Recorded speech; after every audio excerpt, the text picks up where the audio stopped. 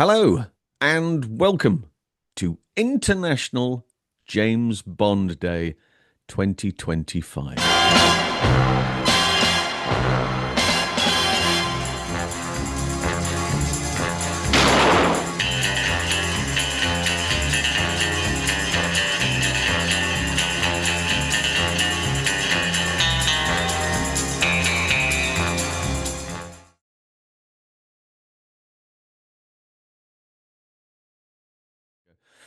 Yes, it is officially International James Bond Day. For those people who know, I know what you're doing. You're sat round in your Thunderball duvets and you're all huddled round the TV watching Bond marathons, or every time Roger says, well, you grab a drink, all that sort of stuff, those drinking games. For those people who don't have any idea what it is and you've stumbled across this by accident, it's October the 5th. Welcome. It's also the reason for this.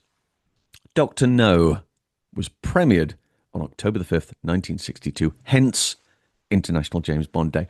I never remember it being International James Bond Day until maybe 5 years ago. I don't have any recollection.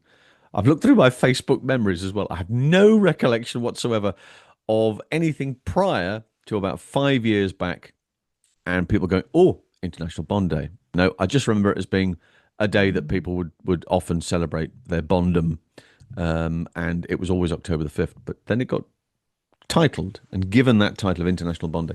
So whatever it is you're doing, we hope that you're doing it safely and you're having a very exciting day.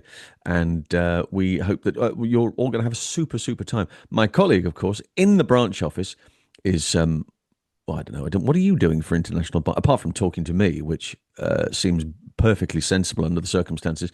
Do you have any plans, Bonita Drake, in the branch office? I'm so glad you said that about not. No, it's the first time I've noticed that it's International Bond Day. Really?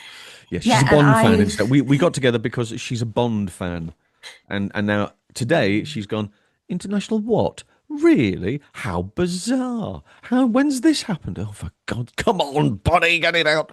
I've celebrated May the 4th numerous times if you go through my Facebook. Mm. That's a big thing for us. May the force be with you. But this is the first time I've noticed that James Bond has a day. So I guess I'll. Yeah, I'm trying to get to go see GoldenEye. They're showing it next.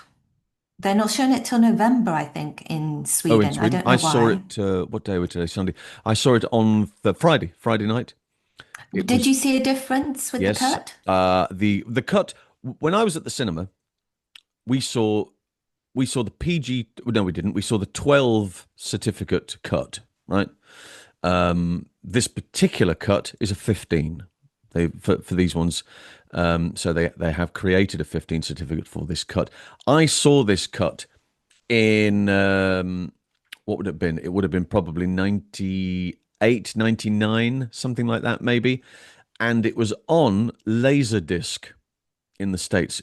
For anybody who has no idea what Laserdisc was, well, Google it. That's the first thing to do. But it's effectively a huge disc, a bit like an LP. And for anybody who doesn't know what LP is, Google it, right? I haven't got the time to tell you what it is, but it's about that sort of size. And it went into a special machine, a Laserdisc player. The quality of the picture, the quality of the sound, absolutely astronomical. I mean, it was sensationally good. And it was very much like an LP, like an album, because when one side finished, you took it off, flipped it over, and put it back down and played the second side, right? Now, I managed to get hold of it on a bootleg video, which somebody had sent me, a copy of the Laserdisc. The quality was the greatest thing I'd ever seen in my life. I could not believe that I had this copy in my hand. And at the end of the side one, which I think was where Natalia goes into the IBM office and says to your man, I need 14 for the American school, etc., etc. Then she finishes that scene. There is a green block on the screen, and then the movie carries on again. So that's obviously where the disc was flipped over. I'm pretty certain that was the moment.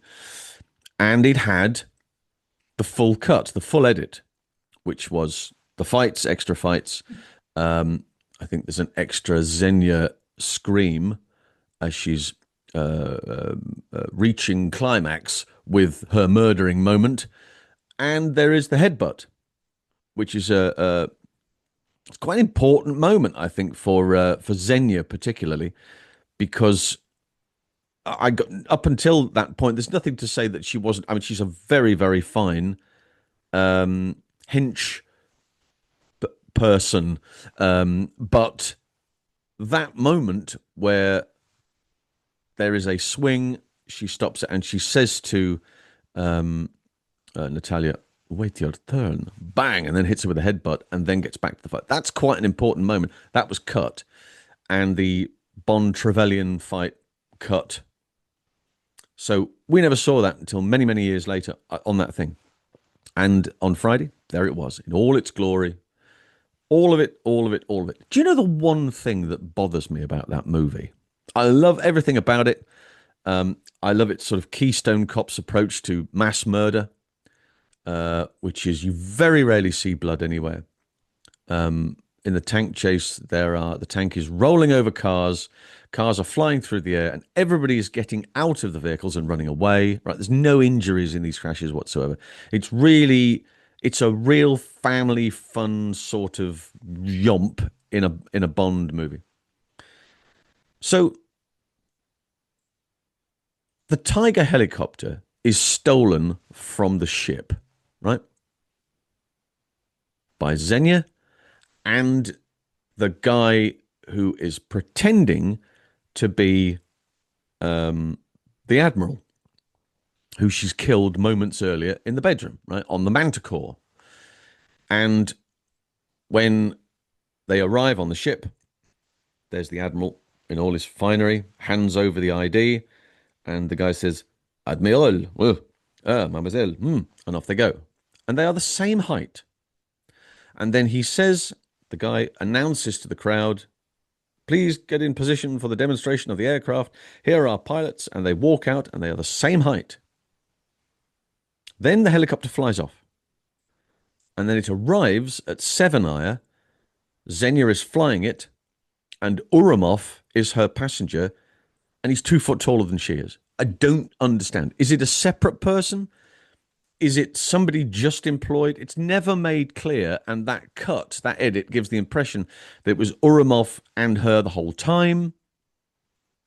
And I don't know, am I the only person thinking that? If there's anybody else listening or watching to this thinking, this bloke's an idiot, tell me, because I am convinced that Ourumov is the bloke who's pretending to be the Admiral, and then he gets out at Severnaya and in his usual regalia with the bottomless nip jar that he keeps swigging from. He never fills it. He never fills it. He must never fill it for about, 7 hours at least in that movie. If you look at the time span, he's constantly drinking from this hip flask, and it's always got something in it. I mean, you never see him fill it up. Clever. I want to where we can get our hands on those. They sound like great fun. But I yeah, never liked, the one bit that always got me that I never liked in it is the riddle that's just so the riddles. simplistic. What's another word for your It's, bottom? What? yeah, a chair. Chair? You sit on it, but you can't. Of course, you can take it with you. I'm sitting on a chair now. I can take it anywhere I want to. I might not want to, but I can take it anywhere with me. It's just a stupid thing. The one beforehand was, they're right in front of you and open really large doors. Knockers. Okay, right. That makes a lot of sense. I can see that. I can see what you've done there. Chair is just nonsense. Behave yourself. But it's got so many great moments. It was really great to see it on the big screen. Weren't that many people in, if I'm perfectly honest, for a Friday night showing. And I assume it's over a number of, I don't know how long they're running it at the cinema, but it was nice to see it on the big screen. It looked fabulous. The one To be thing honest, my other one problem I had with it is the bungee jump, is the fact that the stuntman lifts his head too far and you see that he hasn't got the same nose as Pierce. Oh, wow, you are a tough crowd. You really are. He's jumped 790 odd feet, and you're worried about his fucking nose? Well, Good he grief. tilts his head so far. It's like he's okay, and then he tilts his Yeah, but head too the camera's far. behind him. You can see he's got a broken nose, poor stuntman, and Pierce doesn't. So Wayne it Michaels, just, God love him, absolutely magnificent. The positioning of holding his body as he's being buffeted by crosswinds and God knows what else, to hold that position, to then whack, then the tension kicks in and he gets shot forward, to then have to go into his jacket, pull out the gun, hold the position as he just disappears behind the rock is magnificent. You couldn't create it in post. Generally, I don't think you could now. But that was have wonderful. you bungee jumped? Yes, I have, but not. It wasn't quite as exciting as that. Mine was over a car park at an air show.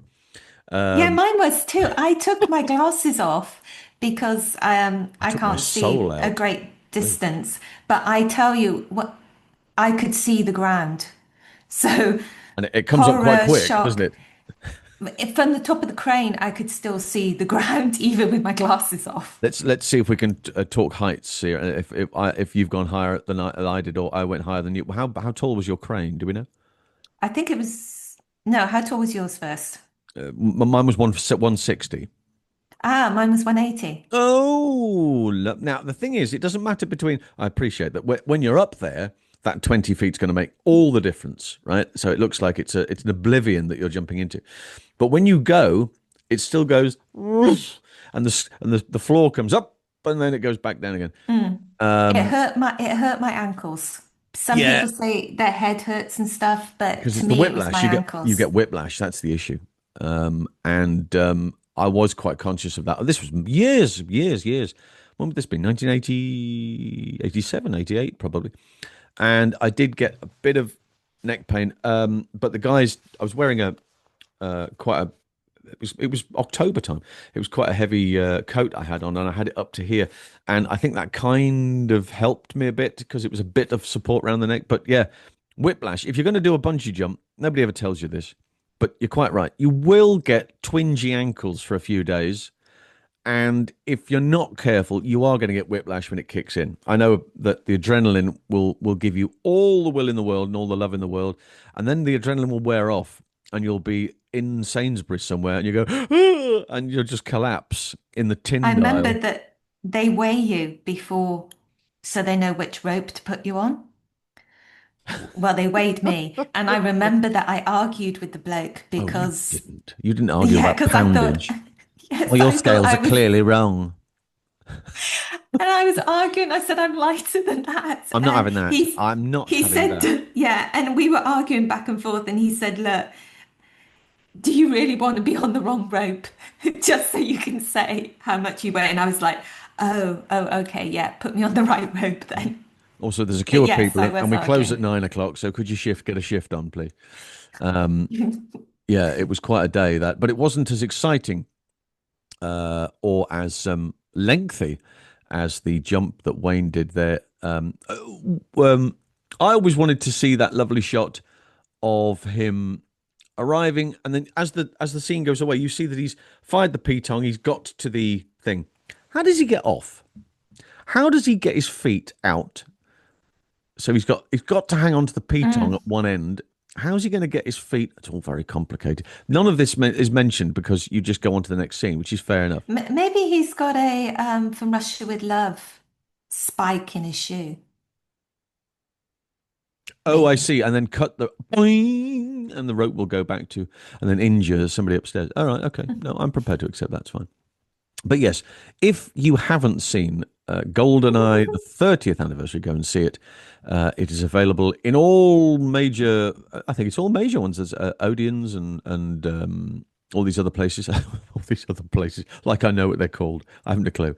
Other cinemas, check your local listings for details. And as Bonnie says, in certain countries, Sweden, one of them, it won't be showing it till November. November, of course, was the premiere month. November the 17th, 1995, was the premiere for GoldenEye, which I think was Radio City Music Hall. Was that did they do it in New York, America? I think they did.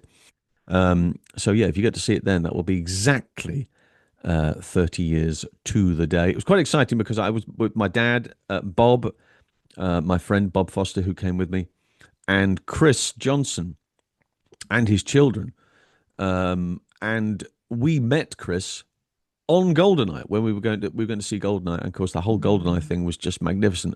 I think I got every magazine, every newspaper, every you name it, because we hadn't had a Bond film for years, and then you suddenly get Goldeneye, and we were all swept up in this thing. And he came with us, and it was an anniversary of that as well. So Bond is a great leveler. It brings people together. 30 years we've known him, and it don't seem a day too much. So yes, it was a good time. So yeah, if you get a chance to see it, please do by all means. International James Bond Day. What are you doing? Drop us a line, let us know, and see if there are other like-minded individuals around the world doing similar things. I think we have to move on to one of the most important topics, clearly one of the most talked about topics in our show on a regular basis. Ladies and gentlemen, it is what's Bonnie drinking? What are you drinking today, Bonita? I'm drinking Angry Birds. Angry Birds, Uh, right? Chuck. Chuck is his Chuck. name. Oh, Chuck's the bird. Oh, okay. And this is the Yeah. one that your husband had half inch last time, and you managed to. Right. Okay. Fine. Okay. Are we going through the whole pouring thing? What's going on here? You're going to Well, the decant that, interesting presume. thing is it's saying it's pear sparkling soda, Right. but Pear. on the back, Yeah. written in Swedish, it's saying that it's orange and pear.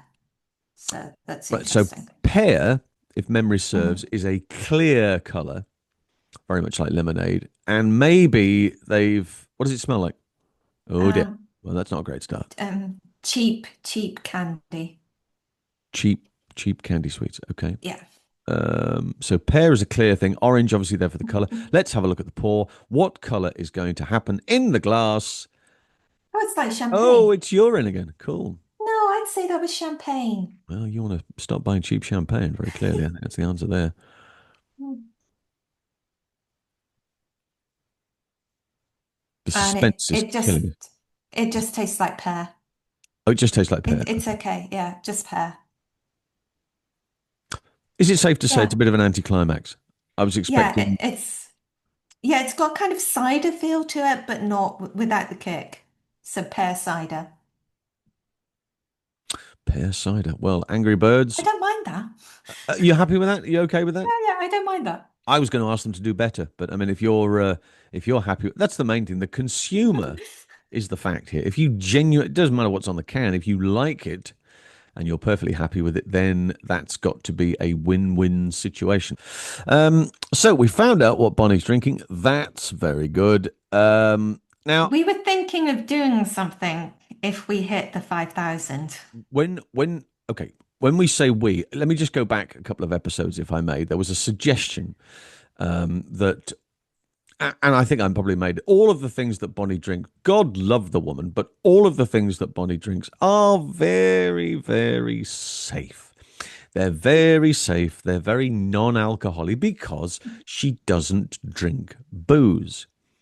And I may have suggested at some point, I said, it would be really fun if you could just, neck a shot or something of real stuff just to see whether it made a difference. And then, of course, we had our little announcement the other week whereby we received 1,000 downloads, which is fantastic. We were very, very pleased. And this morning, I will say openly, she says to me, if we get to 5,000, I will drink. I'll drink something alcoholic, full strength alcoholic. And I said, wow, there's an incentive. So, if, ladies and gentlemen of the podcast listening public, you would like to see a teetotal woman drink a shot of something, or maybe a long drink. It's not terribly clear. We've not given any boundaries right here at the moment. We're just stating certain bits and pieces.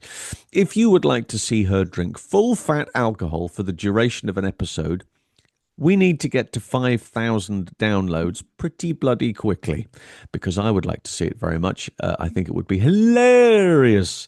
And it would also mean I wouldn't have to do all the talking. So that would be nice, because I dare say that when a few drinks, I bet you're a bit of a gabbler. And that would be lovely to I'd like to see that. So if you would like to see that, do download the episodes, please, if you will, even if you're to delete them at a later stage. I'm not terribly bothered at this stage. It is purely from a download ipso facto point of view. So if you could do that, that'd be lovely. And maybe we can get Bonnie sloshed on the podcast. That would be fantastic. And that was your suggestion. Well done for doing that. What else would you like to talk about? What are we going to talk about now? Well, I'm intrigued with the alcohol. Yes, The I can see that. Bollinger. Bollinger. Bollinger. They've come out with a special James Bond limited edition. Edition. A A tissue. tissue. A tissue. All fall down. A tissue. Yeah. A special edition of Bollinger. Now, the special edition part of it is the design on the bottle. Am I right?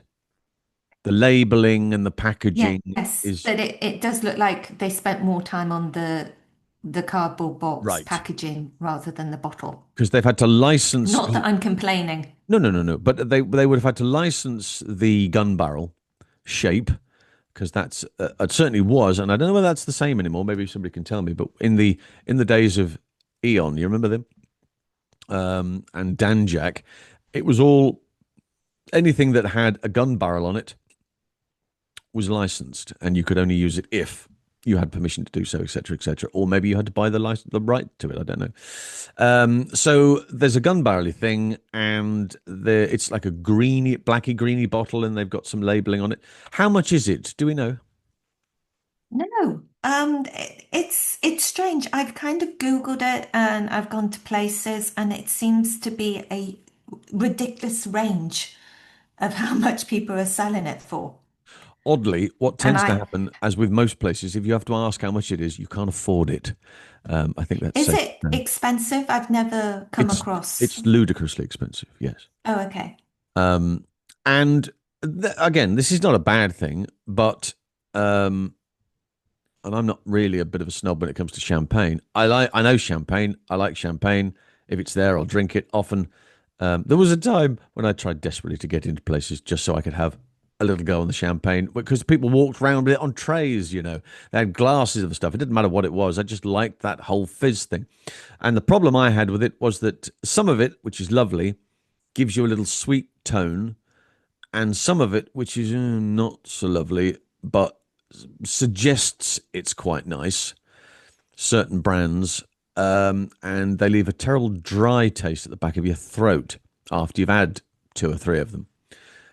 Personally, if I had a choice, we're not sponsored by any of these people. However, if Tattinger would like to step up to the plate, I'm a big fan of your product, and I think it's a very, very lovely drop of champagne. It doesn't it leaves you wanting more, and I'm not entirely convinced that the big three were always Moet de Chandon, as featured in Queen's Killer Queen, and Bollinger, or Bollinger Ardy, as featured in many, many James Bond films.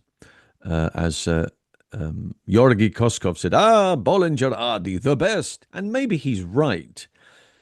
But I think he's only... What about Cristal? Cristal, Is that it's, the Americans seem to always pick that yeah, one? it's got a sort of rap orientation thing behind it, and it's quite elaborate, and physicality. I mean, it looks quite elaborate. It's an odd color for a start off. It's not a I don't think it's a standard champagne color. I'll tell you what it reminds me of. It reminds me of a blush or a rosé. Again, not that I have anything against rosé, but I'm not so sure. But anyway, and it's very bling. It's very goldy, the bottle and all those bits and pieces. But they are ludicrously priced. If for many, I mean, again, I'm not an expert on this. I know what I like. And if somebody gives me a glass of champagne and nobody has said, oh, that's whatever it is, you taste it, you kind of go, well, I wouldn't be buying that. That's probably less than 25 quid a bottle, if not less than 60 quid a bottle. And a good champagne these days or a good brand of champagne may cost you somewhere between 80 and £100 per bottle. That's before you get into standard magnums or things or that sort of stuff. But you have to go with what you like. Bollinger have been associated with Bond for quite some time. GoldenEye, another great example. At the end of the chase, of course, the car slides to a stop, and the little compartment between the passenger seat and the driver's seat popped up. It's a little icebox, and there is a bottle of Bollinger on ice with two glasses. Oh, James, you're incorrigible. Yes, he knows exactly what he's up to. But that's the mark of style. It's the mark of money. You go, oh, well, if you want the best, you have to pay for it. That sort of thing. I'm not entirely convinced that the taste of Bollinger, I probably tasted it once or twice. It's not all it's cracked up to be. If it was the only thing you had to drink, you'd drink it for a few days and then go, for God's sake, just would somebody give me a beer? I'm really looking for something else. So I think there are other brands, probably better brands out there. Shop around is what I say. And I also say that there are very good brands, which if you shop around in standard supermarkets like your Lidl's, your Aldi's, places of that nature, you could get something very, very good for a fraction of the cost. If it's an occasion, and really you should, unless you're a bachelor with a fair amount of loose change knocking about, you probably shouldn't open your fridge and find 6 bottles of Bolly in there. But if you are doing it for an occasion thing, an announcement or something of this or that, whatever it is, you could probably get a really, really good bottle of champagne, or even demi-sec if you want to go slightly further downhill, but nevertheless, from a taste and flavour point of view, for somewhere between 40 quid, I would say. 45 pounds, you could probably get yourself something really, really splashy. If you want to splash out for an occasion, if you want something at the end of every day, maybe Champers is not it. In the old days, a lot of the actors and a lot of the folk would very much like to have a couple of glasses of shampoo in the morning just to warm up before they got to work, or that sort of thing. That's where they got that sort of drinkers thing from. You would read a lot of those Hellraiser books, and you discover that poached egg on toast wasn't the only thing that was on the menu. Often it would be a couple of Did I glasses ever of tell brandy. you the story? Yeah, when I was very young, one of my heroes was Oliver Reed. Ollie Reed, wow. And I discovered he was even more of a hero of mine when I discovered he was dyslexic. Ah, But he used to wash his teeth in the morning with his favorite drink, which was whiskey. mm, So he'd wash his teeth with it and then spit into the whiskey cup and then down that, and that was his morning routine. And I was like, I'm not doing oh, that. he's my hero. I've got to do that. Did you do it? So I chose, yeah, but I chose my favorite drink at the time, which was Coke. Of course it was. Not an And ideal then swap for denture teeth. yeah, yeah, I projectile vomited it all over the bathroom mirror Yeah, you would. because Coke and with spat up toothpaste in it is not great. Not great at Wow. all. You'd have liked Ollie. I'm very lucky. I got to meet him once on a movie that was being filmed quite local to us, in Bakewell in Derbyshire, in a place called Haddon Hall. The movie was then called Dangerous Love. It was a Barbara Cartland novel that they were filming. It was a period piece, and it was big frocks and whale bone corsets and all that sort of stuff. And Ollie was one of the. He'd only just got married at that time. He'd done Castaway. I don't know if you remember Castaway. He was sent away with Amanda Donahue. Oh, Donahue. yeah. Sent away and put an ad in a newspaper or something to Mm. go on a desert island. So he'd done that movie, and then he'd married this young lady. And again, it was a stunt film. So Greg Powell had invited me up there, and we were me and Dad were sat round. Dad's really very meek and mild when it comes to understanding the severity of the situation that you're in. I am sat in a courtyard in this place, surrounded by these extraordinary actors that I've seen on film and television for many years. Sir John Mills, Gordon Jackson, Christopher Cazenove, Lisette Anthony, everybody. My dad is sat chatting fishing with Gordon Jackson, going, what? I said, do you know who that was? He went, I've seen him somewhere. I said, that's Cowley from The Professionals. What do you mean you've seen him somewhere? So we were having all this conflict going on. And Ollie turned up, and Greg said, this is John. I was 16. This is John. He wants to be a stuntman. What do you want to be a stuntman for? He says. I said, well, it's an exciting lifestyle. I'm happy about rough and tumble, you know. Well, yes, he says. And Greg says, "Got any advice?" He says, "Oh yes." He says, "Shave your pubic hair. Makes your cock look enormous." Right. Not entirely convinced that was the advice I was looking for. But but because it came from Oliver Reed, you go, I'll remember that. And you know, just for reference, he was right. I just want to point that out. Anyway, but that's my Oliver Reed story. But a lovely man. And the fact that he died the way he lived, well, I thought was fantastic. But yes, beautiful. You'd have loved him. The fact that you didn't drink, I'm not so sure that would have been an issue. That would have been a bit of an issue somewhere. But nonetheless, I like the idea that the dyslexic teetotaler is her favourite is Oliver Reed. He's my man. Oh dear. Anyway, so that's the Bollinger thing. I think if you're a fan of it, lovely. Drink it till your heart's content and it overfloweth. But don't waste your money all the time. I think there are better things out there. But it is the wonderful T-shirt reveal. What is Bonnie's T-shirt? She's toyed a few bits and pieces with us in the past, if you remember. I'm trying to think of the last one. Oh, there was the Quentin Tarantino. There was the Pulp Fiction T-shirt, the Uma. And then prior to that, we had the detectives, the great detectives, emblazoned across her chest. This week, what are we looking at? Bonnie, here we go. Fire away. Drum roll. Here it comes. Oh, it's the Psycho. It's the Gus Van Sant one. I can't read the wording. It says check it something. Check in. What does it tell me? Check in, never check out. Oh, I got it done kind of like check in, relax, take a shower. Ah, yes. Check in, relax, take a shower. Mother. And you were going to now. Obviously, this is the turmoil up and down the country now because and all over the world. You're wearing a Psycho T-shirt, super, no problem. But you're wearing a Psycho T-shirt from the Gus Van Sant remake, frame by frame by frame Psycho. Why? Why is this your? Is it your Psycho I've got to choice? justify it. You do have to justify it. No, it isn't. I mean, Gus Van Sant's Good Will Hunting is amazing film. Absolutely adore that film.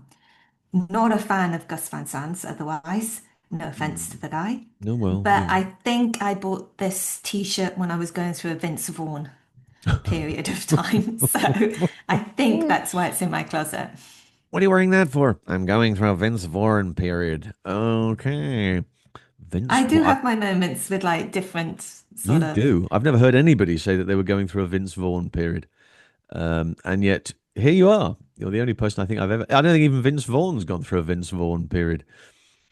Gus Van Sant.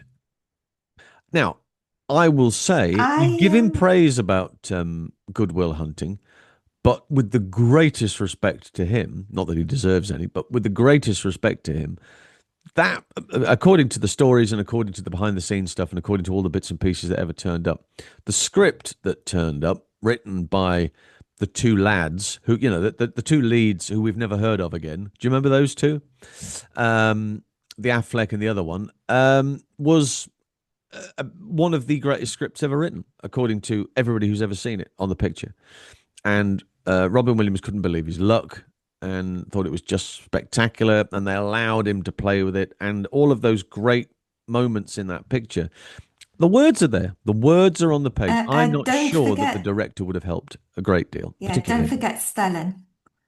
Well, of course, we're not forgetting Stellan Skarsgård, who can't be forgotten, forgiven, or badly pronounced.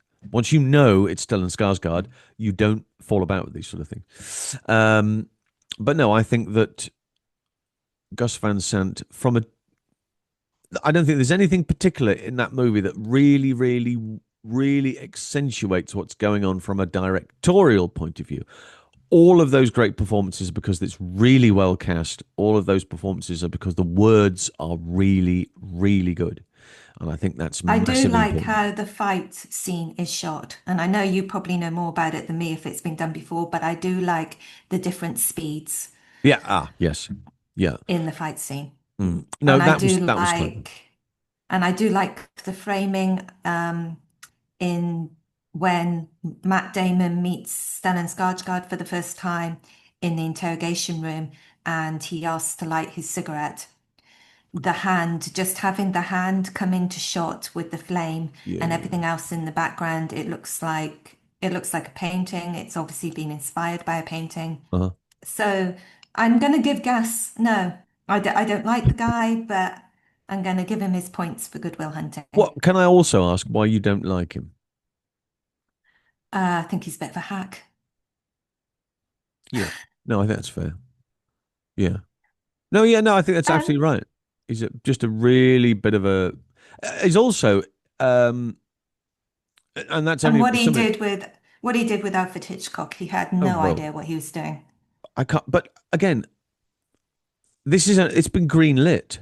This is what I don't understand. Mm. There is a meeting somewhere, and he goes in and he says, "I'd like to make a new version of Psycho." Oh, okay.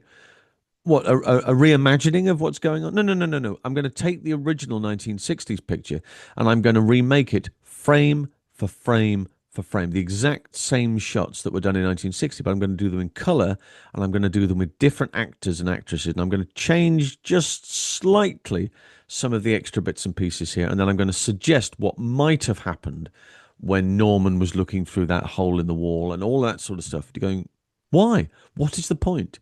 I don't understand what you're trying to drive at all. Um, Alfred Hitchcock had a wonderful ability to make you root for the wrong person. yeah, When in the original, when the car when he pushes the car with the dead body into the like swamp yeah, and it stops sinking and and you and literally yes, screaming, oh my God, it's got to go down, it's got to go down. And yeah, you're like, what the hell am I doing here? you just killed somebody, and now we're rooting for him. Absolutely, yeah, Yeah.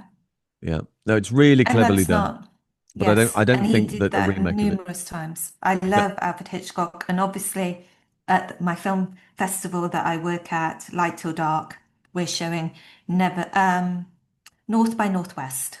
never say North by Northwest. That's right. That's Yeah, the movie I'm North by showing. Northwest. And I have a little bit of a gift for you.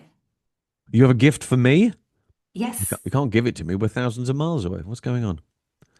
Well, you have to come and pick it up. Oh, okay.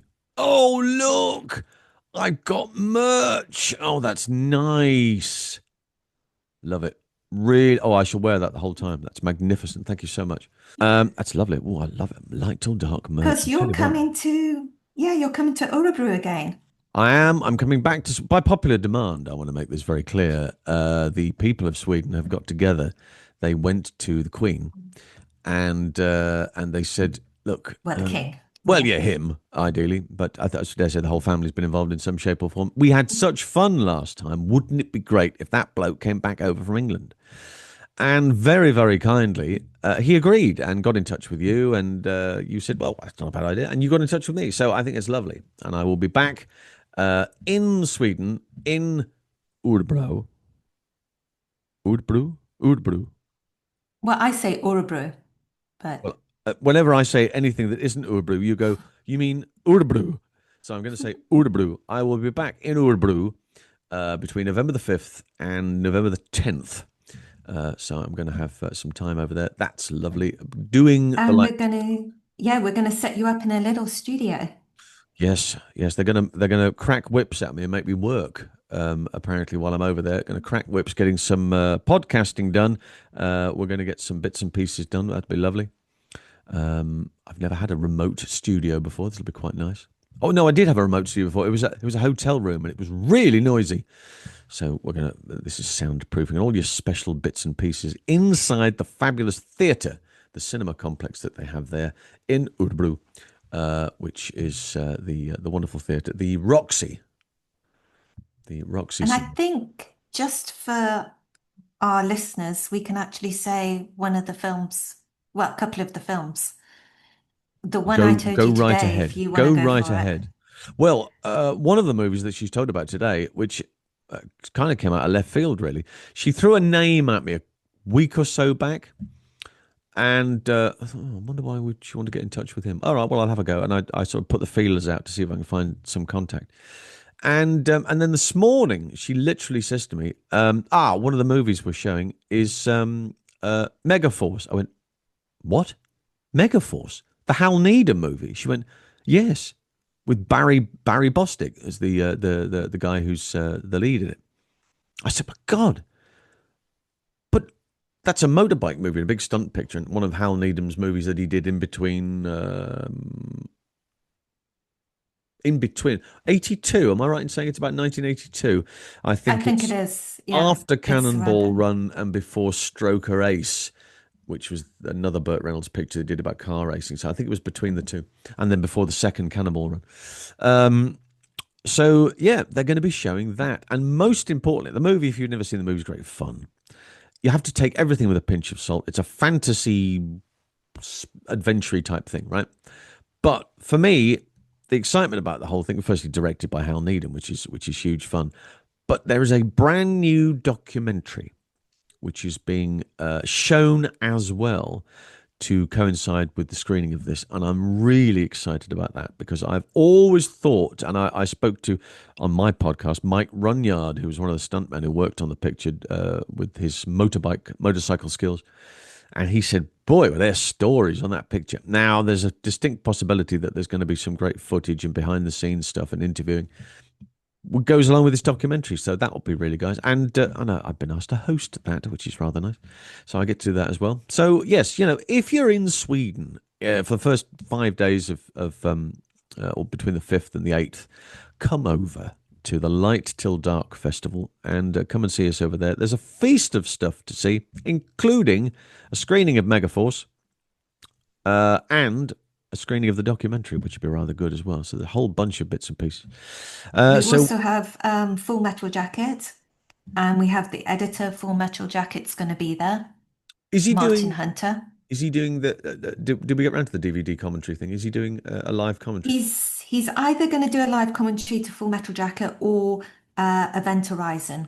We're Oh, showing okay. both films, Now, and an I Event don't know which Horizon, one yet. another really classy sci-fi type picture. I always thought filmed in Britain, filmed at Pinewood, I think, and so a lot of great stuff going on there. I have absolutely love Sean Pertwee. Yeah. Absolutely adore him, and I got to meet him once. What advice did he give you? Ollie gave me advice. What advice did you get? Actually, I didn't get advice from him. I was on like a first date with a guy, and I went up to him at the London Film Festival Right. because I said, "Oh my God, it's Oh my Sean God, it's Pertwee. I Sean love Pertwee. him."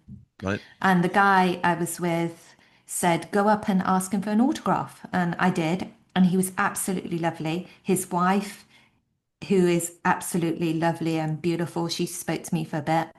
And as I was talking, I realized that the guy that I was on the first date with actually put his arm like around my waist. Good Lord. So I think he thought I was going to run off with Sean Pertwee. How very either But it worked out protective or well. forward of him. Yes. Well, that guy ended up turning into my husband. So it Oh, all worked out well. you're such a fairy tale kind of girl. You really are. I went out on a first date and later I married the dude and we've been together ever since. Oh my word. Married 21 years. 21 years married. Good Lord. How do you do that? I was married for less than 18 months. It was just, I don't know. How We were do you together. do that? Well, we were together 6 years. We got married. We were together less than 18 months and that was it. Done. So as It soon as was you got the married, it all went tits Yeah, up. it all went tits up. It was absolutely shocking. I mean, we're huge friends now. Actually, funny enough, it's amazing what 20 years apart does for you. But we're very good friends now, and of course we got our son out of the whole thing, which was terrific. But yeah, some people are very lucky. They meet on a crowded bus, and 63 years later they go, we were married 20 minutes after we met. And you go, oh, how do you do that? And here's another example. You go for a first date and then marry the dude, and 20 years later, there you are. Still happy as the day is long. Marvellous. Oh, I've got quite tearful. I might have to have a lie down in a moment. So we have done the t-shirt. Now, we're going to move on to a subject that I think is... let's take a breath. Let's take a breath. Okay. So, on this International James Bond Day, we we find this week that Amazon, God love them, have decided to rebrand their James Bond movie image logo. So when you go to that on Amazon Prime, when you go to that particular collections, I think it's movie collections, you click on it, there's the Bond movies, you click on that, and it has images, not posters, they're not movie posters, but they're images from the film advertising that particular movie. Right, super. And I haven't watched them on, I mean, I've got them all, so I don't watch them that often, but I don't use the menu thing very, very often. Now, it turns out some 48 hours ago, maybe a touch longer, that they have rebranded all of these pictures, removing any trace of a weapon. So there's no guns in these. So when you saw Bond standing there with a gun, he is no longer standing there with a gun. He is standing there with a clenched fist. Looking awkward. And apparently there's also, you said this to me, that they've removed women, or they've removed, is this right? That's very interesting. So we have to touch on this because it seems very awkward. It seems very, it's a very odd direction that they decided to go in. What are they trying to achieve from this is the question, firstly. If they are saying, I think this is barking. It's absolutely barking. If they are saying we are trying in this society to take, there's been a great deal of situations in life of late, regardless of what country, and but certainly in Britain, where people are being shot, right? This hasn't happened for quite some time. American gun culture, there's a lot of shootings going on, the whole thing with Charlie Kirk very recently, all sorts of other shootings that have taken place. And if they are saying, right, what we're trying to do is we are trying to not influence, there are people out there who will be influenced by the sight of a gun. If they are saying we are trying to remove that influence from there and replace it with something else, okay, I'm prepared to accept that that's an avenue, but you would have to replace the entire thing. And from that, we take what do we take? We take let's take the Dr. No. Right, I'll put the picture up here so people can see it. The Dr. No picture. This is the before. Right, so there is Sean stood there with the gun. This is the after. So he stood there in exactly the same way. They've just removed the gun. There's a slight difference in colouring to the picture, but they've just removed the gun. And he looks like he does not know what to do with his hands. What am I going to do with my hands? Am I going to cross my arms? Yes, I'll cross my arms, but not fully.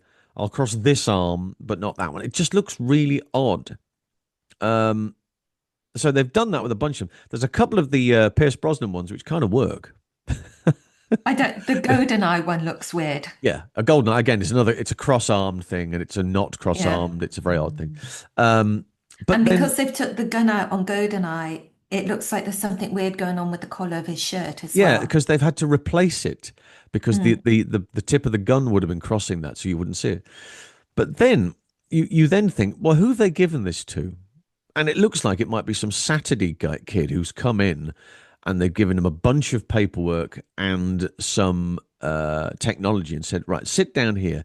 These posters, I need you to take out the guns, right? Remove the guns. And in certain cases, you're going to have to replace some of the limbs that have been covered by the guns. You go, right. So they've done this. And I want you to pay close attention to A View to a Kill. Let's just understand the story for those people who don't know. Roger Moore always had a mole on his left cheek, right? Just by his nose, on the left cheek was a little mole. He's had it from day one, right the way through The Saint, The Persuaders, all of his movies. He has always had it. In the early 80s, when he was doing Bond, he made a decision that he was going to get rid of it at some point. I don't know why. It wasn't referred to as a mole. He referred to it as a beauty spot, right? Which is perfectly fine. Being a beautiful looking man, it's perfectly fine. For Your Eyes Only, Octopussy. Octopussy was the last time that he had the mole. Cut 2 years later, and he comes back as Bond, looking older, we're not going to dispute this. And he would be the first to tell you that he was looking older. They were doing one picture contracts from Moonraker onwards, right? Because his contract was up, and he was doing a one picture deal ever since then. Now, the reasoning for him looking a bit older, it's got nothing to do with the fact that he was 50, however old he was, but he'd had this operation. And when you have operations, particularly facial operations at some point, it will take a lot out of you. And the skin takes much longer to heal and it looks a little older. Right. So that's what happened. Consequently, he doesn't have a mole for A View to a Kill. Right. His last Bond never had one. Here is the Amazon adjusted picture, and he still has the mole. The fuck? What they've done is they've removed the firearm and given him a mole, which he didn't have. They've taken away a gun which he did have, which they don't want, and they've given him a mole which he did have, got rid of, and they've given it back to him. To do what? Look at his arms. He looks like he's carrying 2 huge bags of shopping. It looks like he's really, really struggling under the weight of walking an absolute distance to get to the car, to put the stuff in it. I don't understand. I do not understand what they're trying to do But here. they also took away Grace Jones. Yeah, well, obviously she wasn't prepared to carry the shopping. So he's having to do In it one all of on his her own. last, I mean, Grace Jones is an icon, and she's so iconic in that film. Not There's in no this one picture. like Grace Jones, like ever was or ever will be. And they've just took her out of time and place. Yeah. It's just weird. I don't understand it. I don't understand it. I don't see what it's trying to benefit. The word woke is being thrown about. It's a very detrimental word, that, because it means a whole bunch of things. If you are of a certain thought, a certain line of thinking, you will assume that woke means giving in.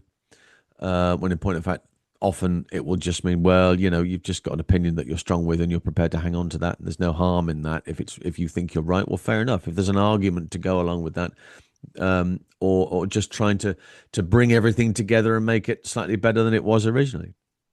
But all they've done is they've thrown fuel on a fire that wasn't really lit.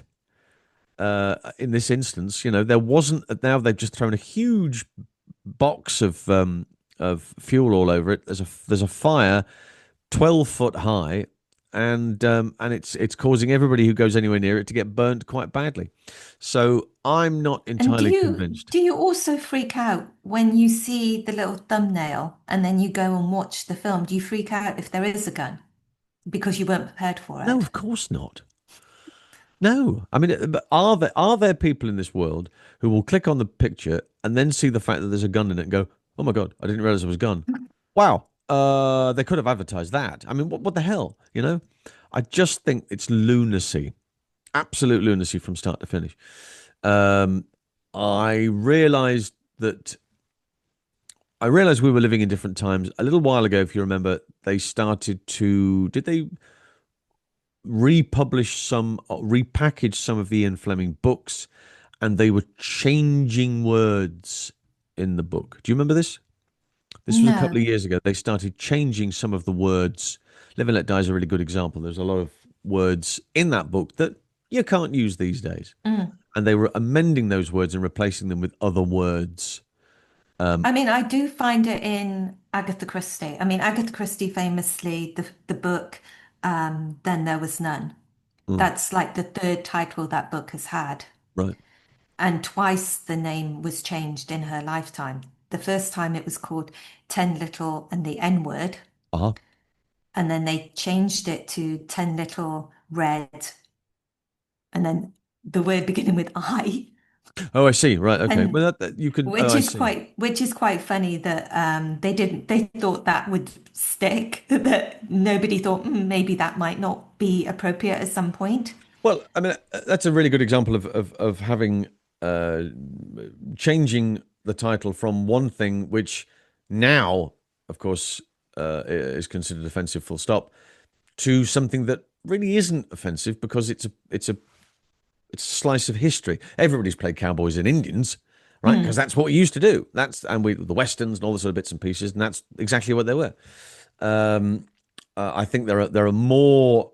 Um, there are more conflicts these days over the phrase Native American, because they go, well, I think it's they're First Americans, Nation now. Exactly, Yeah, yeah. So First all of that sort of Nation. stuff. Mm.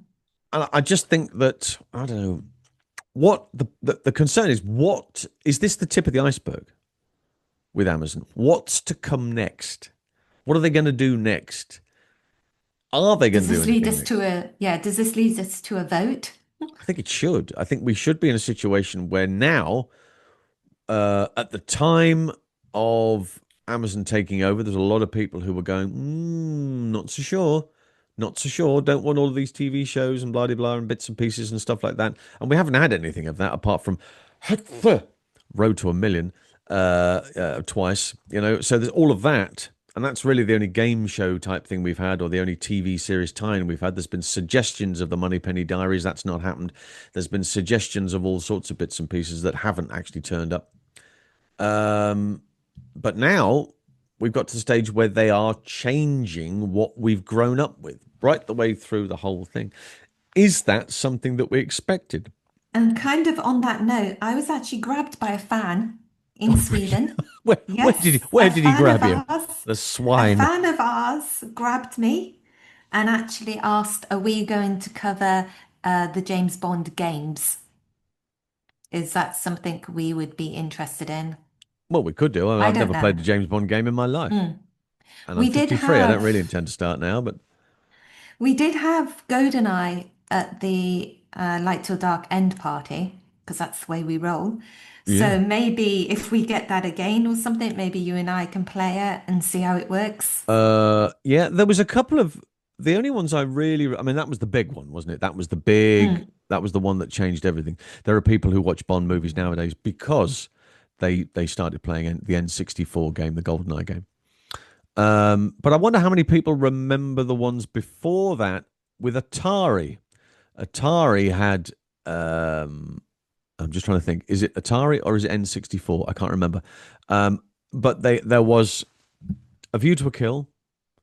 There was The Spy Who Loved Me. I seem to remember Spy Who Loved Me game as well. And there might have been an Octopussy one. I might have made up the Octopussy one, but or on the A View to a Kill thing, there may have been a train sequence, which may have led me to believe it was an Octopussy. If anybody can remember that, if it was Atari, that's what I'm thinking off the top of my head. But I remember seeing it in that Bible that we all used to buy when we owned our ZX Spectrums and our N64s, which was, or the Commodore 64 rather, which was Computer and Video Games Bi-Weekly, C&VG, as we used to call it. So if you remember that, maybe you are in a position to enlighten me, because I think I'm a bit confused. But I do remember vividly there being, I might have even got the A View to a Kill game, I think. Again, it was the Commodore 64, and I didn't play it very much because I wasn't really a gamer. Now, after all that trouble I had with Daley Thompson's Decathlon, which took forever, and I developed welts on my hands from holding my QuickShot 2 joystick and rattling it from side to side to make him run or jump doing the 110 meters hurdles. It was far too complicated. Anyway, by the by. So yeah, if you could let us know, remind us of that. But yes, I dare say we will cover the games at some point. It would be nice to get some gamers involved. You know more gamers, your neck of the woods, than I do. Yes, I do.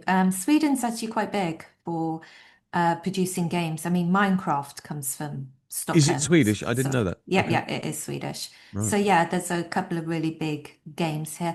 And on our editing panel, Light Till Dark is a game editor. Well, he might be the ideal person to discuss this with, and maybe he can throw some light on it for us. Maybe we can bring him onto the podcast. Absolutely, bring him on. We'll do a games thing.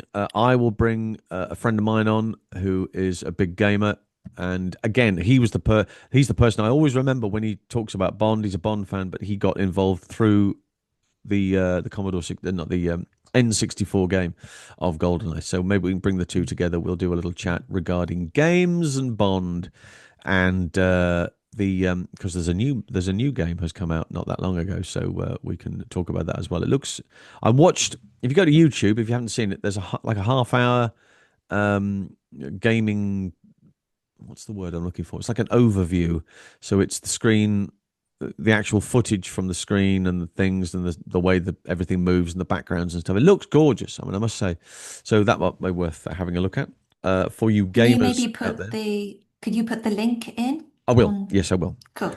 I will do that. I will put a link in. I will send you, because that's the kind of guy I am, I will send you the link for the game footage so you can have a look at that.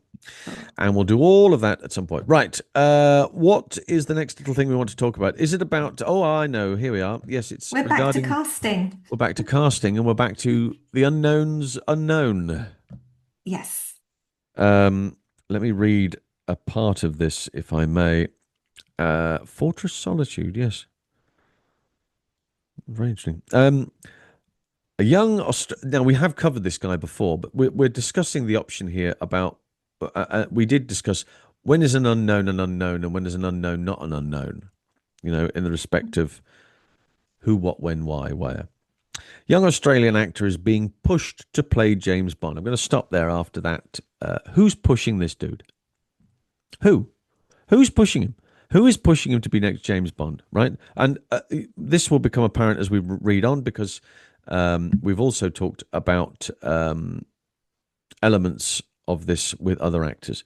A rising young actor might be in the running to take over as the next James Bond, but the official decision is still years away. There is no from the headline, we discussed this the other week as well. From the headline and the opening paragraph, there is absolutely no story here whatsoever.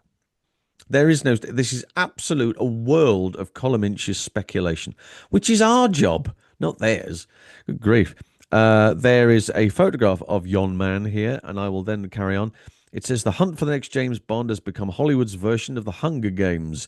Every time Daniel Craig puts away his tuxedo for good, half of Britain and the surprising number of Australians line up to be handed a martini and its license to kill. The latest name rumoured as the next James Bond is Jacob Elordi.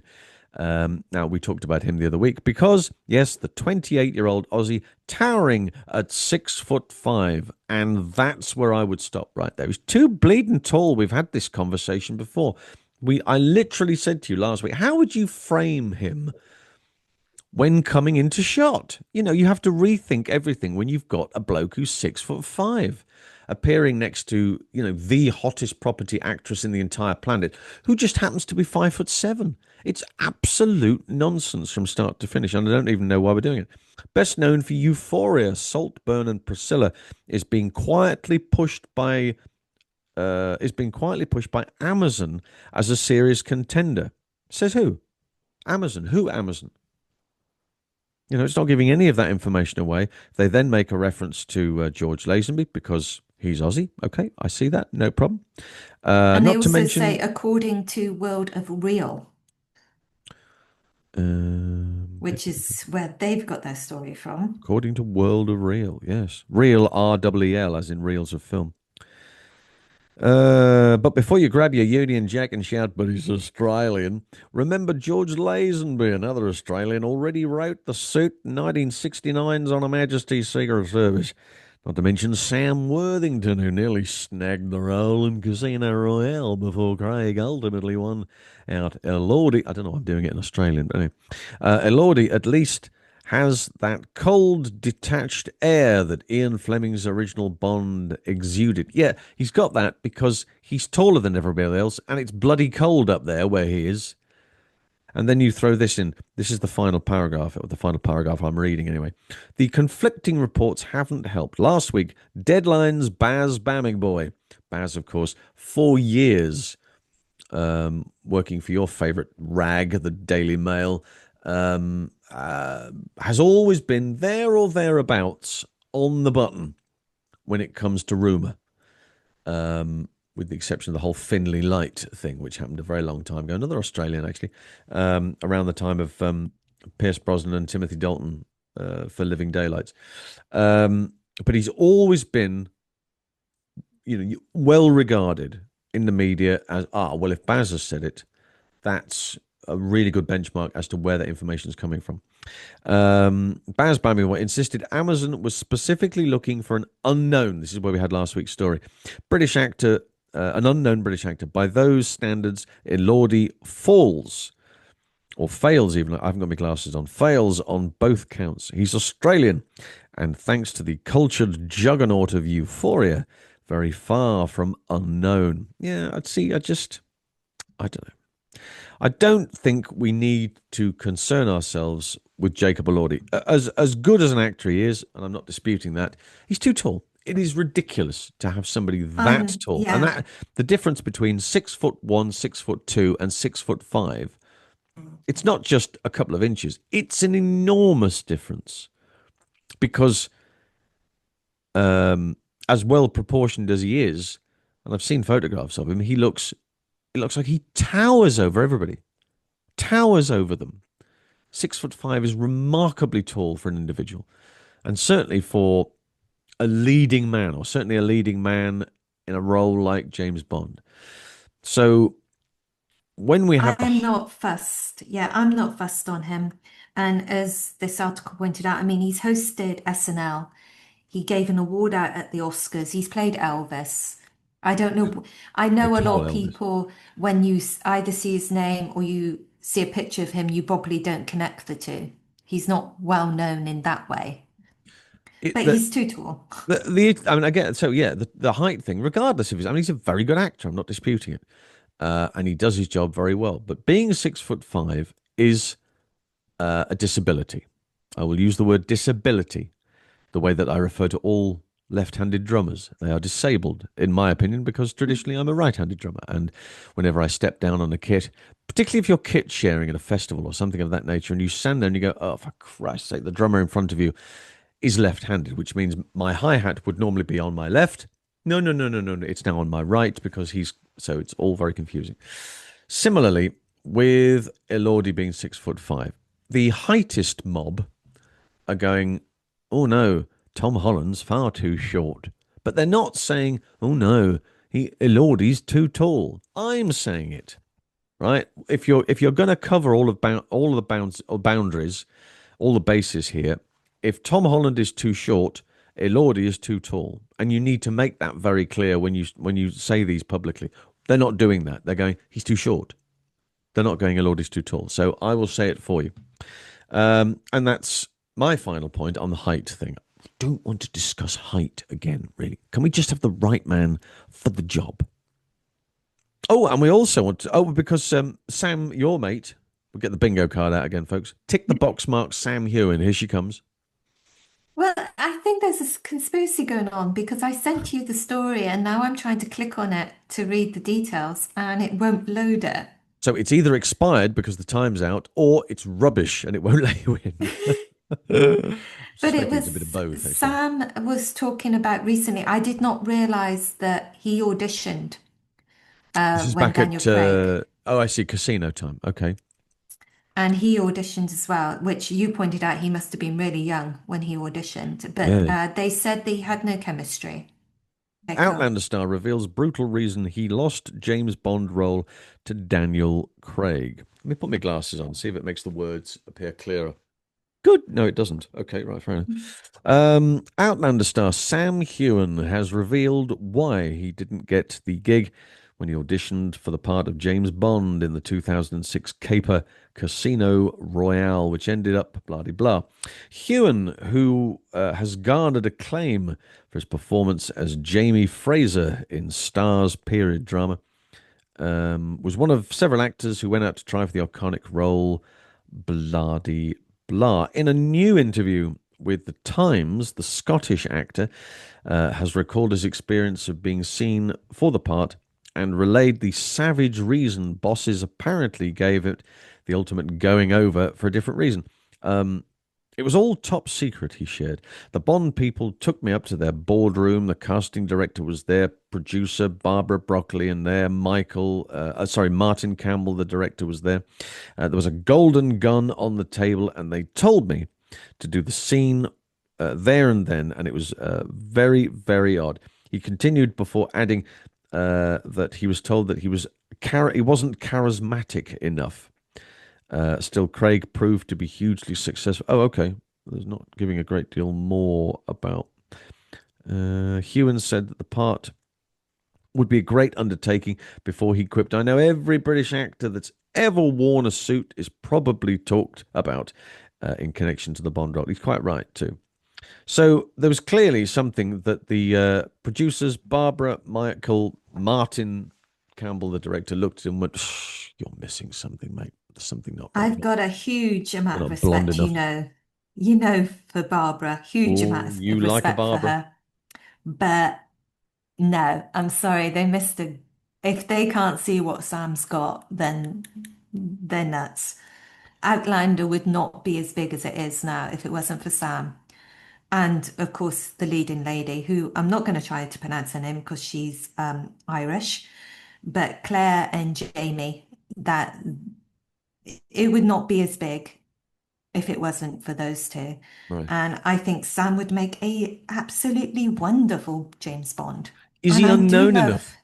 No, he's not. He's not unknown Wait, enough. you don't know who he is, do I you? have no Not clue. really. They all look the same, actors these days. Um, I do love the idea of making him Scottish. I must admit, it makes me smile when I think of Bond being if Scottish, only but they'd then had a I know. Scottish Bond before. How that would have worked. Anyway, moving on. So yes, Sam Hewen, sadly, oh well, you know what Sam's like. 5 minutes of fame and then boom, gone for a Burton. Another individual who you're really rather keen on is featured in our last piece here today. It's young Mr. Cavill. Yeah, I my say third young because choice. he's younger than me. He's my third choice. Your third choice. Yes. So we've got Henry, and Henry. he hasn't been on Instagram much at all. He's Oh been a very God, has he quiet. not? Poor love. No, he put up a thing for us when we made fun of his how many soft pumpkin cushions he had Yep, when we were looking at his ludicrous, leg. ludicrous amount of pumpkin cushions. Yep, And now he's put up all these gorgeous black and white. they're not Oh, all the black and others white. aren't black and white. No, No, there's a sorry, bunch of it's them in because I color. didn't get past the first one. It's because the If black and white you one has him. What's the word I'm looking for? Stripped to the waist, ladies and gentlemen.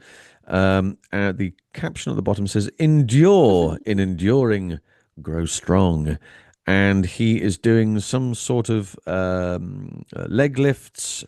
His leg heavily bound in a plaster cast and with supportive strapping around the outside. A masculine torso. Let's not deny this. Also, here's the thing.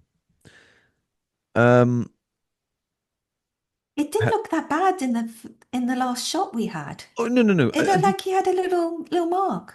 Just give me a second for a moment. Okay. From his torso perspective, he's a hairy chested man, right? And I think this is just me, but I think Bond needs to have a hairy chest. The Pierce Brosnan thing, super. The Connery thing, super. Lazenby, Moore, Dalton, Craig, not a hair to be found.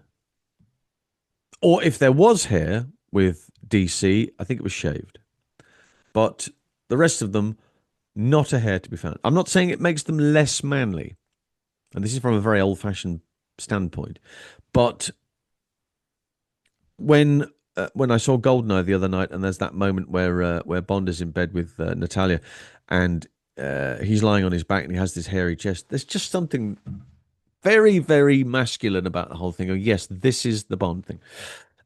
So here in this first black and white picture, I'll put these photos up so you know what I'm talking about. But a fine chest of hair. Let's not dispute that. I mean, And this is a lovely shot. It's nicely the composition is amazing.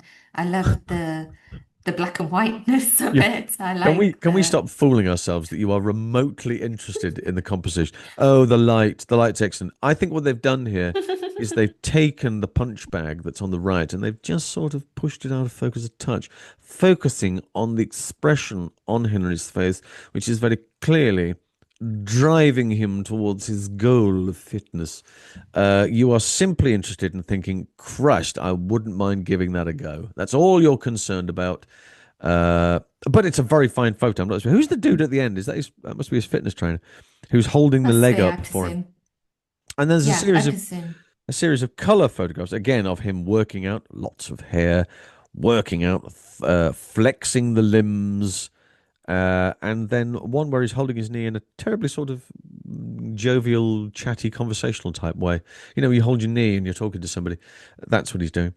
So yes, But it's Henry doing strange. lots. I mean, I'm not a medical person, but when we saw his soft furnished pumpkins, Bottom. Oh yes, sorry. it looked like there was just a little graze on his leg. But Mm. here, maybe he can't put weight on it, maybe he tore a muscle, I don't know. But now Well, it looks like it looks like, I'm sorry, this is just me taking the mickey. It looks like when you have to go back to school and you make a meal out of it. I haven't got a note, but I can't do games today. Yes. I got out of bed and accidentally broke my hip. Yeah, that sort of thing. Oh, right. Well, just sit on the side there. Um, yeah, it does look. I mean, that the strapping on that leg does suggest ligaments, does suggest an underlying problem. It's not a break, clearly, because I'm not sure if I'd broken my leg. Maybe, I mean, Henry may be made of sterner stuff, very possibly. But if that is the case, I maybe wouldn't be able to go through that same sort of strenuous working out that he's doing there. Again, he's a very different animal, but I suspect that that is torn ligaments. So you're doing as little with that leg as you possibly can. Uh, the leg stretches and bits and pieces for one leg, the right leg, will be the stuff that he's doing. But again, you can't afford to overload all of that. So yes, I suspect that's what that is. But well, it's just nice to see him working and doing stuff on Instagram. We don't get to see a great deal of him, and then when we do, you know, it's up to the date stuff, which is quite nice. Did you want to say something about this lovely? There's a new GoldenEye poster, by the way, which has been created by. Let me see if I read this correctly. Three names: Rob ROB underscore Watts WATTS underscore creative, and it's called A New World. They've referred to it. It is a lovely reimagining of a GoldenEye poster. It has the GoldenEye key. Again, I'll put the picture up here so you can see what I'm talking about. But it has the GoldenEye key. In the middle of the GoldenEye key, which I think is lovely, is the bungee jump coming down through the key. That's really, really nice. And it's landing on a GoldenEye gun. Clearly, this is not on Amazon. It's a great shame. This would be quite interesting to have there. And it looks really, really good. And the bungee cord goes all the way down to the very bottom onto the gun, which says right in the middle, Pierce Brosnan is James Bond. Do you know, and I didn't know this, but Sean Connery was advertised. Sean Connery is James Bond, right? George Lazenby as James Bond, starring Roger Moore as James Bond. Pierce, they did the same with Timothy. Pierce is James Bond. They made that very clear. I think that's a really interesting Mm. distinction between all of the actors. Maybe it's something I don't, because if you think about the longevity of the individual themselves and the amount of time that they've spent in or around that character. Yeah, Pierce had a huge amount of time around that character. Roger had the longest tenure around the character even before he was Bond. Even going back to the very days of Dr. No, he was in a television series, so couldn't get out, but was considered back then, 62, as a really good example of a Bond. And then to wait then until 73 to get Bond. But yeah, Pierce Brosnan is James Bond. I would agree with that. I think he's absolutely magnificent. I love the bones of the man. This is a really great poster. I will. I absolutely love this bloke's work. He hasn't got many followers on Instagram, so please hit him up. He does other posters, not just Bond, but all of his posters are truly amazing. Just lovely. I'm going to put again. I'll put in the notes there. I'll put the link in there. I'll get in contact with Rob and see if there's any way we can. I don't know that we can purchase this, or there's a way of I because think the he last does picture is framed in here. It just looks magnificent. Such an impressive piece of but work. he's So that only got 705 followers, which is a travesty for 704 how of them are you.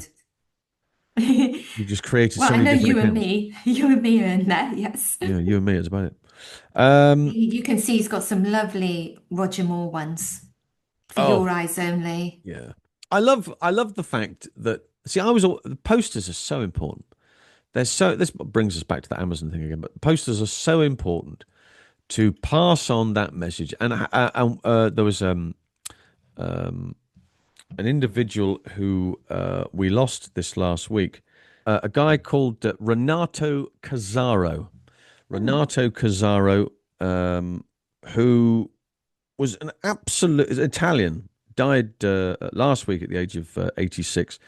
Absolutely remarkable artist. If you look at some of the posters that he did for instance, Dune, Never Ending Story, Rambo 3, Escape from New York. No, yes, Escape from New York, the John Carpenter picture. Never Say Never Again. He did the poster for that. The posters that feature in Once Upon a Time in Hollywood, the ones where DiCaprio's character Rick Dalton is set in posters from period piece. He's done all of those. Sergio Leone movies. There's a couple of Bond, Supergirl, absolutely spectacular. Flash Gordon, he was responsible for all these. These are drawings, these are paintings, and they were absolutely instinctive to the character, the movie, giving you a flavor of what to expect. These are great examples of movies that you would look at and go, Jesus, that looks amazing. To then go and see it and go, oh, it's crap. But that's the point. What he's done is he's taken the imagery and he has created. Is that Conan the Barbarian or Red Sonja? It's one or the other, but it's a beautiful painting. And again, I'll put all of these images up so you can see them. He has a real. Oh, that's Red Sonja, I think. Okay, there's a couple of knocking about there. Misery, the Stephen King book movie with James Caan and Kathy Bates, her image painted, really, really scary. But they're what's that? For a few dollars more, um, Once Upon a Time in America. That is Good, the Bad, and the Ugly. All of these wonderful, wonderful posters.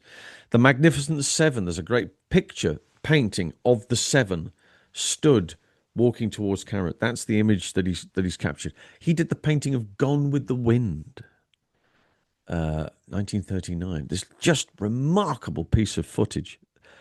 Octopussy was one of his. So there's so many great bits and pieces, and he sadly passed away last week. But imagery like that is so massively important, and I always love the way that somebody can take something that you're really, really familiar with and just reimagine it in a slightly way. I'm going to do this with it. I'll just change this. What happens if I do that? And then before too long, you're looking at it in a completely different way, and it's a brand new poster. And yet it still gives you the same vibe that you got when you saw the original one 25, 30 years ago, whatever it was. So Renato Cazzaro, 86, when he passed away the last couple of days. To you, sir, thank you, wherever you are. And if we can reimagine some more pictures, that would be sensational poster-wise. About the size of it, I think. Is there anything else you want to cover before we drop off this mortal coil? Yeah, we had another recent death is Joe Karoff, who designed the James Bond 007 logo.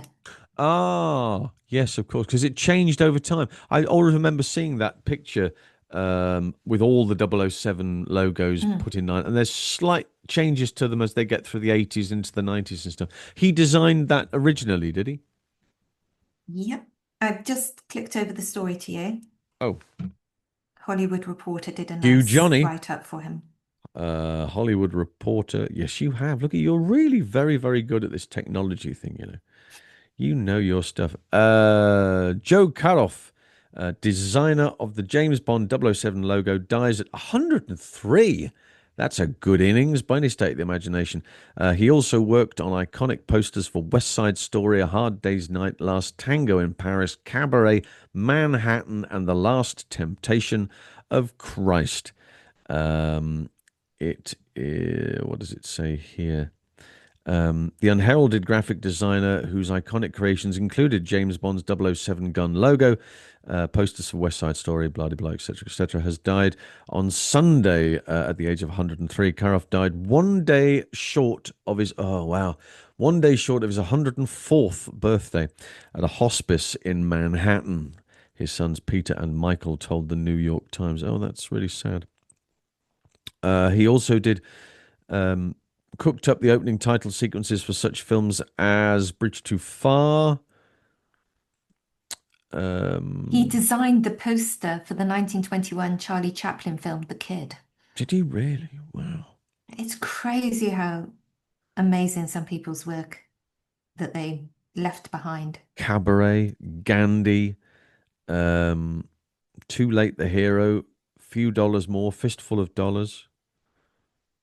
Just remarkable. 103. Beautiful, beautiful work. West Side Story is very, very iconic. That red imagery with the black silhouettes at the top and the white silhouettes at the bottom. Wow,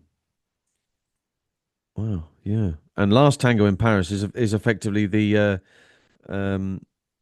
it's just Marlon Brando sat cross-legged at the bottom of the picture, and the yellow sunset type coloring in the background with the black lettering on it. Again, these are very iconic images. Rollerball, there's another one that was one of his. Wow, I've always loved that font. Rollerball. Wow, well, at 103, that's extraordinary. Oh, Manhattan as well. What a more amazing picture. And a fabulous poster of the two, Woody Allen and Diane Keaton, sat on a bench in black and white, in silhouette, with the bridge in front of them. Fascinating stuff. So yeah, 103. That's an extraordinary innings. They've all had a good. We've had a good innings, I think, at this stage. So fair play to Mr. Karoff for all your extraordinary work. And that's about the size of it from us at this moment. We will regroup and come back later. In fact, today, a week today, with a bit of luck. We're doing this on a Sunday. This is a regular thing now. It's become a regular thing. I have to rush back from wherever I am just so I can't take the stuff with me. It's not that simple. Before you go, why don't you take this stuff with you? I can't do that. I have to come back to this location because it's all set up and ready to go. Yes, we'll do it all again next Sunday. Next Sunday is not, I repeat, not International James Bond Day. That's today. Sunday, the 5th of October. It's not always a Sunday. It's the 5th of October. What are you doing to celebrate? Tell us. Put the notes in the bottom there. Write an email. Do whatever you need to do on the social medias. Catch up with us. There's a Linktree link at the bottom here. Click that. The top link is Bond Buzz. You can go there and you will find all of our social media linky boos. And the video, of course, is on my YouTube channel. There is a playlist, Bond Buzz episodes. You will find us there. If you are like me and you want to see Bonnie drunk, because it's just one of those things. You know, she's got the bingo card with Sam Heughan. We tick that box every week. The box marked Bonnie drunk is still unticked, and we need 5,000 downloads for this to happen. It's that simple. If you can do that, I guarantee you some of the best YouTube footage you have ever, and some of the most incoherent podcasting that you might ever hear. But it'll be great fun to watch her slurring a word, spilling a drink, and interestingly, I wonder. So you've never tried this. You've never tried this. You are a dyslexic individual. Would alcohol help? Here's the thing. You know, they do the thing with Parkinson's sufferers. They give them marijuana. All of a sudden, their shaking stops. Right now. With you, is it a dyslexic? We give you, a couple of really good Long Island iced teas, and all of a sudden you can say any word you like, any name, any complicated variation, and it comes out like you wrote the thing, invented it. This is worth 5,000 downloads, ladies and gentlemen. That's all it will take for us to create a new world of science and entertainment here on the Bond Buzz. And we'll do it all again next time. Until then, it's bye for now. Bye.